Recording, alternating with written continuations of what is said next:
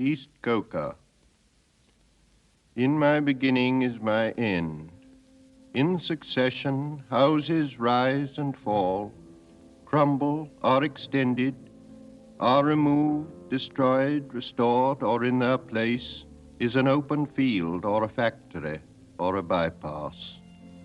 Old stone to new building, old timber to new fires, old fires to ashes, and ashes to the earth, which is already flesh, fur, and feces, bone of man and beast, corn stalk and leaf. Houses live and die. There is a time for building and a time for living and for generation, and a time for the wind to break the loosened pane, and to shake the wainscot where the field mouse plots, and to shake the tattered arras woven with a silent motto. In my beginning is my end. Now the light falls across the open field, leaving the deep lane shuttered with branches, dark in the afternoon, where you lean against a bank while a van passes, and the deep lane insists on the direction into the village, in the electric heat hypnotized. In a warm haze the sultry light is absorbed, not refracted by grey stone. The dahlias sleep in the empty silence, wait for the early owl. In that open field, if you do not come too close, on a summer midnight you can hear the music of the weak pipe and the little drum, and see them dancing around the bonfire, the association of man and woman in dancing, signifying matrimony, a dignified and commodious sacrament. Two and two, necessary conjunction, holding each other by the hand or the arm which betokeneth concord. Round and round the fire, leaping through the flames or joined in circles, rustically solemn or in rustic laughter, lifting heavy feet in clumsy shoes, earth feet, loam feet, lifted in country mirth, mirth of those long since under earth, nourishing the corn, keeping time, keeping the rhythm in their dancing, as in their living in the living seasons, the time of the seasons and the constellations, time of milking and the time of harvest, the time of the coupling of man and woman, and that of beasts, feet rising and falling, eating and drinking, dung and death. Dawn points, and another day prepares for heat and silence. Out at sea the dawn wind wrinkles and slides. I am here or there or elsewhere in my beginning. What is the late November doing with the disturbance of the spring, and creatures of the summer heat and snowdrops writhing under feet, and hollyhocks that aim too high, red into gray and tumble down, late roses filled with early snow. Thunder rolled by the rolling stars simulates triumphal cars deployed in constellated wars. Scorpion fights against the sun until the sun and moon go down.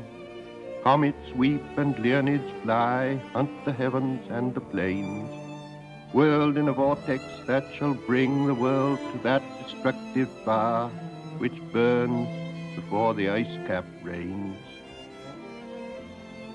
That was a way of putting it, not very satisfactory. A periphrastic study in a worn-out poetical fashion, leaving one still with the intolerable wrestle with words and meanings. The poetry does not matter. It was not, to start again, what one had expected. What was to be the value of the long looked forward to, long hoped for calm, the autumnal serenity and the wisdom of age? Had they deceived us, or deceived themselves, the quiet-voiced elders, bequeathing us merely a receipt for deceit, the serenity only a deliberate habitude, the wisdom only the knowledge of dead secrets, useless in the darkness into which they peered or from which they turned their eyes? There is, it seems to us, at best, only a limited value in the knowledge derived from experience. The knowledge imposes a pattern and falsifies, for the pattern is new in every moment, and every moment is a new and shocking valuation of all we have been. We are only undeceived of that which, deceiving, could no longer harm. In the middle, not only in the middle of the way, but all the way, in a dark wood, in a bramble, on the edge of a grimpen, where is no secure foothold, and menaced by monsters, fancy lights, risking enchantment.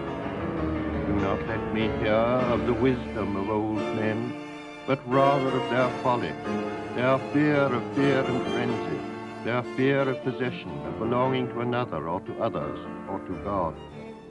The only wisdom we can hope to acquire is the wisdom of humility. Humility is endless. The houses are all gone under the sea. The dancers are all gone under the hill. Oh, dark, dark, dark. They all go into the dark, the vacant interstellar spaces, the vacant into the vacant. The captains, merchant bankers, eminent men of letters, the generous patrons of art, the statesmen and the rulers, distinguished civil servants, chairmen of many committees, industrial lords and petty contractors, all go into the dark, and dark the sun and moon, and the Almanac de Gotha, and the Stock Exchange Gazette, the Directory of Directors, and cold the sense and lost the motive of action. And we all go with them into the silent funeral. Nobody's funeral, for there is no one to bury. I said to my soul, be still, and let the dark come upon you, which shall be the darkness of God. As in a theatre, the lights are extinguished, for the scene to be changed with a hollow rumble of wings, with a movement of darkness on darkness, and we know that the hills and the trees, the distant panorama and the bold imposing facade are all being rolled away, or as when an underground train in the tube stops too long between stations, and the conversation rises and slowly fades into silence, and you see behind every face the mental emptiness deepen, leaving only the growing terror of nothing to think about. Or when, under ether, the mind is conscious but conscious of nothing, I said to my soul, be still, and wait without hope, for hope would be hope for the wrong thing. Wait without love, for love would be love of the wrong thing. There is yet faith, but the faith and the love and the hope are all in the waiting. Wait without thought, for you are not ready for thought. So the darkness shall be the light and the stillness the dancing. Whisper of running streams and winter lightning, the wild thyme unseen and the wild strawberry, the laughter in the garden, echoed ecstasy, not lost, but requiring, pointing to the agony of death and birth. You say I am repeating something I have said before. I shall say it again. Shall I say it again? In order to arrive there, to arrive where you are, to get from where you are not, you must go by a way wherein there is no ecstasy. In order to arrive at what you do not know, you must go by a way which is the way of ignorance. In order to possess what you do not possess, you must go by the way of dispossession. In order to arrive at what you are not, you must go through the way in which you are not.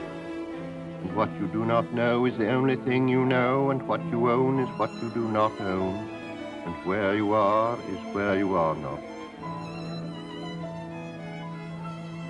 The wounded surgeon plies the steel that questions the distempered part.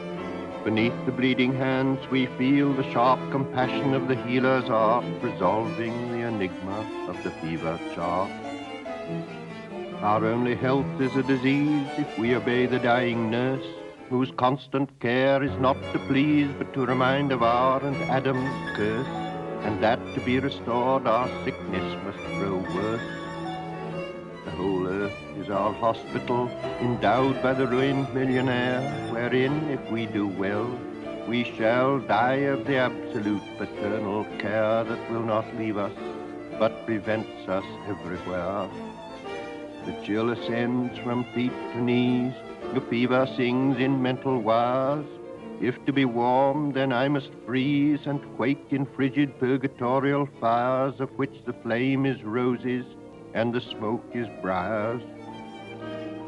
The dripping blood, our only drink, the bloody flesh, our only food, in spite of which we like to think that we are sound, substantial flesh and blood. Again, in spite of that, we call this Friday good. So here I am, in the middle way, having had 20 years largely wasted, the years of l'entre-deux-guerres, trying to learn to use words, and every attempt is a wholly new start and a different kind of failure, because one has only learnt to get the better of words for the thing one no longer has to say, or the way in which one is no longer disposed to say it. And so each venture is a new beginning, a raid on the inarticulate with shabby equipment always deteriorating, in the general mess of imprecision of feeling, undisciplined squads of emotion, and what there is to conquer by strength and submission has already been discovered once or twice or several times by men whom one cannot hope to emulate. But there is no competition. There is only the fight to recover what has been lost and found and lost again and again, and now, under conditions that seem unpropitious, but perhaps neither gain nor loss. For us, there is only the trying. The rest is not our business. Home is where one starts from. As we grow older, the world becomes stranger, the pattern more complicated of dead and living. Not the intense moment, isolated with no before and after, but a lifetime burning in every moment, and not the lifetime of one man only, but of old stones that cannot be deciphered. There is a time for the evening under starlight, a time for the evening under lamplight, the evening with the photograph album. Love is most nearly itself when here and now cease to matter. Old men ought to be explorers. Here and there does not matter. We must be still and still moving into another intensity for a further union, a deeper communion. Through the dark, cold, and the empty desolation, the wave cry, the wind cry, the vast waters of the petrel and the pauper. In my end is my beginning.